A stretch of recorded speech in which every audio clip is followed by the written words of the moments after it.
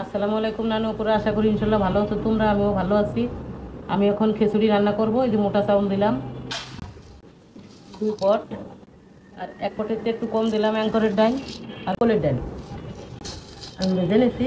আর দিলাম আধা পোয়া মুসুরির ডাল। ধুয়ে নিয়ে আসি আমি এখন। নানু পুরা আমি ডাল চাল ধুয়ে নিয়েছি, এখন পানি দিয়ে দিব। আমি 4.5 কেজি পানি দিচ্ছি, 1.5 কেজি চাউল আর ডাউল মিলানো। এই যে আমি আলু কেটে নিয়েছি আর কুমড়ো, এই যে মিষ্টি কুমড়ো আলু দিয়ে দিলাম আমি। তোমরা আমার সাথে থাকো আর দেখতে থাকো আমি কখন কি দেই। জানো পুরা এই যে আমি পেঁয়াজ আর রসুন কুচি করে দিলাম। মনে করো যে পেঁয়াজ আর রসুন সমান সমান। আর এই যে হলুদ, মরিচ আর লবণ এটাও দিয়ে দিলাম। সয়াবিন তেল বেশি দিব না। এখন আমি একটু পানি দিয়ে দেবো, রাইস কুকারে বসাই দিচ্ছি সেদ্ধ করার জন্য। জানো পুরা এই যে লাউ শাকের ডুগা এগুলো দিয়ে আমি খিচুড়িতে রান্না করব। আর আমি যা কিছু দেবো তোমাদের সাথে শেয়ার করবো। নানুপুরা আমি লবণ দিয়ে দিলাম, আর দিয়ে দিলাম 1 চামচ হলুদ। এই হলুদ খুব ভালো হলুদ, এ বেশি দেওয়া লাগে না। দেখো কালারটা কি সুন্দর হয়েছে। আমি কোনো মশলা এখনো ব্যবহার করিনি, তাও ভারী সুন্দর একটা সেন্ট আসছে। এভাবে খিচুড়ি রান্না করলে অনেক মজা হয়। কালার হয়ে গেছে।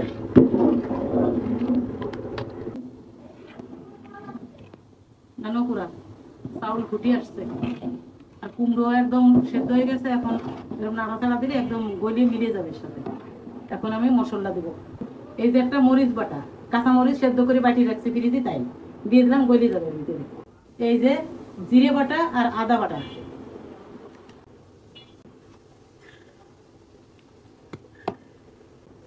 নানুপুরা এই যে আমি মাংসটা রাইস কুকারে তৈরি করছি।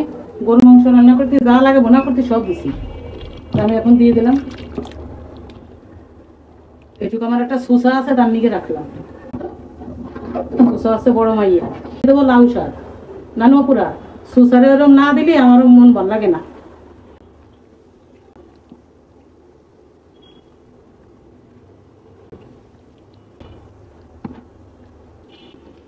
চিন্তা করো না, শাক সেদ্ধ হয়ে গেলে আবার কমে যাবে না। গরুর মাংসের ভিতরে গরম মশলা, দারচিনি, এলাচ সব দেয়া আছে বেশি বেশি। এখন আমি তেলে দেবো, বাগার দেবো। বাগার শাক সেদ্ধ হয়ে যাবে একটা বলক আসলি। আর ছোট ছেলে খাইতে সময় খালি লাউ শাক খোঁজে খিচুড়ির ভিতরে। তার আর মাংস দরকার হয় না তাই কয়, কিন্তু মাংস ছাড়া তো তার মুহি ওঠে না। মাশাল্লাহ। নানুপুরা রসুন আর পেঁয়াজ বেরেস্তা করে দিয়ে দিলাম, সাথে শুকনো মরিচ আছে সমান সমান। রসুন পেঁয়াজ সমান সমান। আমার রান্নাটা চ্যানেলটা ভালো লাগলে সাবস্ক্রাইব করবা, শেয়ার কমেন্ট করবা। আমি তেলটা সব দিতে চাচ্ছি না, তেল হয়েছে মা তরকারি বেশি খিচুড়িতে।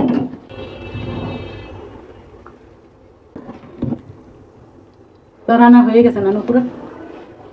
এখন আমি চুলো বন্ধ করে দেবো। এই লাউ শাক দিছি বলে বাগারটা দিলেই বেশি স্বাদ বাড়ে। নানুপুরা এই যে আমি সবার জন্য বেড়ে নিছি। দেখো একজন খাইতে বইছে, এই যে আরেকজনটা ডাকতেছি, সবাই বসবে। আমার দাদু ভাই আছে, আমার ছোট ছেলে, ছোট মেয়ে, বড় মেয়ে খাইতেছে। আমার জন্যও পারছি। আমি তো বড় প্লেট ছাড়া খাই না। অনেক বলেছিলাম। এই যে আমার সেই সুসা মাইয়াটা, জানি গিয়ে তরকারি কষানোর সময় রাখা লাগে, নয় কান্দে এখনো। আমি জন্মের পরে তো দেখতেছি মাশাআল্লাহ, তারপরেও কান্দে। আর বড় হলো না কোনোদিন। নানুপুরে আমি শুরু করলাম। বিসমিল্লাহির রহমানির রহিম।